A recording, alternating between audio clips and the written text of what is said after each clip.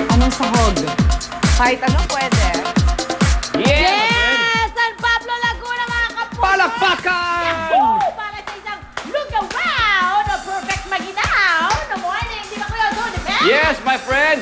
Konji! Okayu sa mga Hapon. Ganji, sabi ng mga Hindi. Kanja, sabi ng mga Portuguese. Chok, sabi ng mga Vietnamese. Yan ay ilan sa mga tawag na sa ating pamosong lugaw sa Pilipinas. Dito naman sa San Pablo matatagpuan nga ang kanilang Laguna's famous lugaw, my friend. At yan na nga, ito na ang simpleng pagluluto. Kanina ho ay naggisa tayo ng sibuyas, bawang, at syempre pa, yung kanilang luya. Ayan, yung pong tatlong yun, ang kanilang pinaka-ingredients. At may nilagay po silang iba pang panghalo, mga kapuso. At syempre, ang pinaka-matindi niyan ay yung purong malagkit.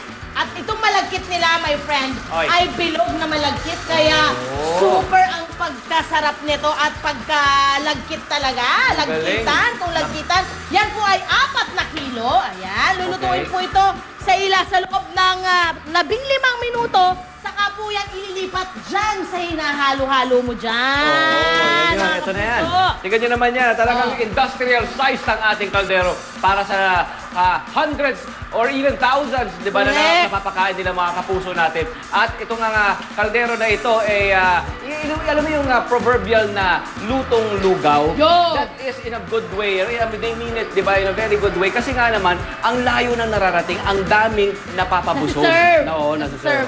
Serve na natin. Okay, kain na tayo. Titikman na po natin yan, mga kapuso. At syempre mamaya, makikita nyo yung kanilang iba't ibang topping naman na nilalagay. Kasi ito, actually lugaw pa lang, iba na, kakaiba na itsura. Ayan, eto na tayo. Lalabas po tayo dito sa kanilang kusina, papunta sa kanilang kainan. At ayan na si Arn! Hi, good morning! Arn, ingat ka! Baka makasama ng lugaw, Kasama po nila, kasama ni Arn, syempre, si Ma'am Beverly, ang ating suki, Beverly Aquino, ang owner po ng Lugaw Queen. Hindi po siya artista, pero mukhang artista. Tama. It's never too late, ma'am. Ang talaga naman, Lugaw Queen. Yun, ma'am! Nako, eto na nga. Meron daw kayong bagong, bagong topping para sa ating mga kapuso na mahilig sa lugaw. Naku, love, syempre, kapag marami kang suki, hindi dapat matatapos yung pag-imbento mo ng mga panibagong toppings. Meron kami ngayon na lugaw with hamonado. Yun, nasa yun. At saka meatballs. Yan, dinagdagan nyo na naman. Meron din tayong lugaw with pares at lugaw with sisig. And especially yung para sa lamig ng panahon ngayon, yung ating lugaw with sili. Yan. A bit of heat. A bit of heat. Ayan.